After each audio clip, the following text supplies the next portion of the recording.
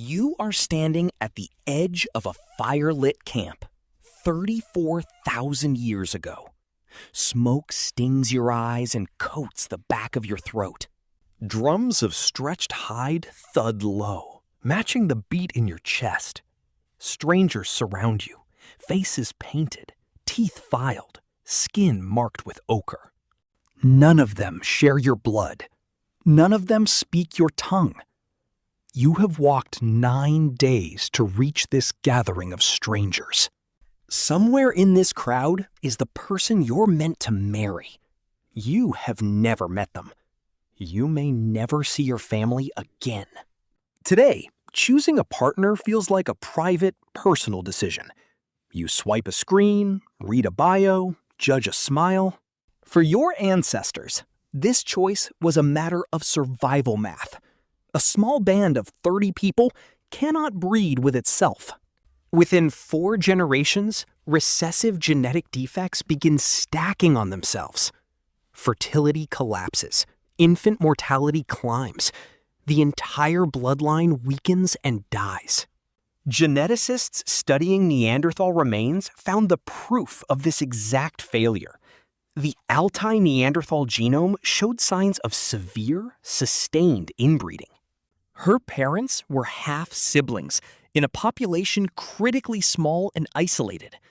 Modern humans face the identical trap: tiny bands, scattered, disconnected, dying.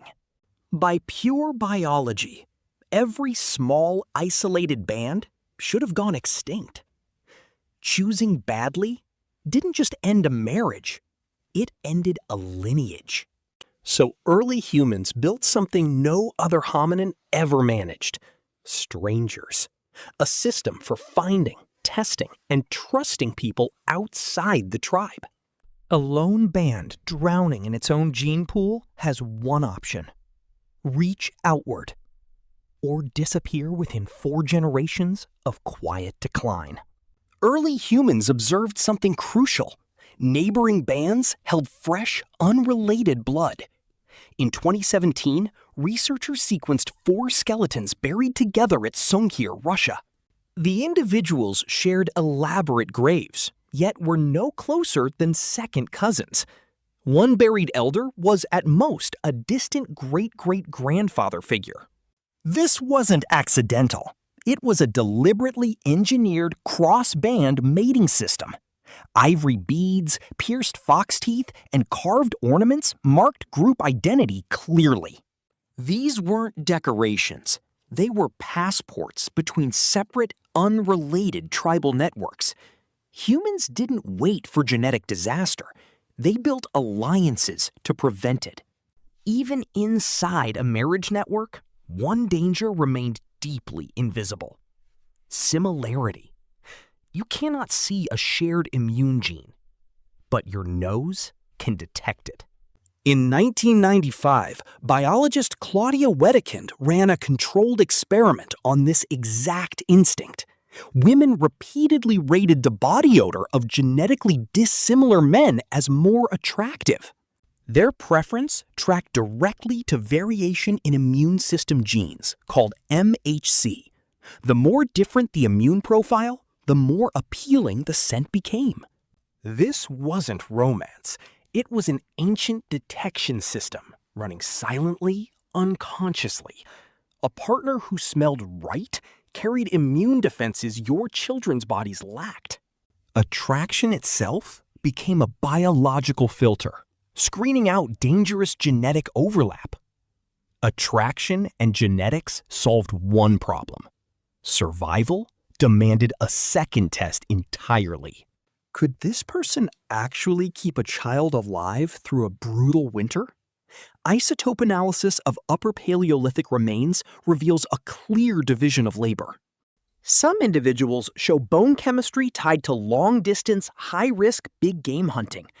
Others show signatures tied to steady, close-range gathering of plants and shellfish. A pair bond, combining both strategies, produced a household immune to single failures. If the hunt failed for a week, the gathered stores kept children fed. Choosing a partner meant assessing skill, endurance, and reliability under real hardship. Charm meant nothing if a partner couldn't produce food during a lean season. Compatibility was tested in labor, not conversation, long before any wedding occurred. A tested partner still needed one final thing: a public, binding declaration. Without written law, a spoken promise could be broken the very next day. So early humans invented ceremony, turning a private choice into a public contract. The grave goods at Sungir included thousands of painstakingly carved ivory beads. Archaeologists estimate each bead required roughly 45 minutes of skilled, repetitive labor. A single garment held over 3,000 beads, representing months of collective work. That labor was the point. A costly ritual proved a serious, lasting commitment. The entire tribe witnessed the exchange, becoming enforcers of the new bond. Marriage stopped being a private decision. It became a communal, legal record. What actually saved our species wasn't any single clever mating strategy alone. It was the willingness to trust a complete stranger with your bloodline. A hunter from one valley walked toward a hunter from another valley. Neither shared language, customs, or family. Both shared the same simple fear: extinction, waiting quietly at the end of every small, isolated bloodline. So they exchanged beads, shared meals, and merged their separate, fragile futures.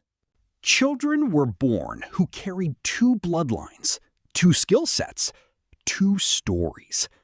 Those children grew stronger, rarer defects, and wider, more resilient immune systems. Generation after generation, strangers became family, and family became an entire species. Every marriage today, every swipe, every nervous first date descends from this. From a fire-lit gathering of strangers choosing to trust each other completely. They walked toward the unknown to save people they hadn't even met yet. And over time, that was enough.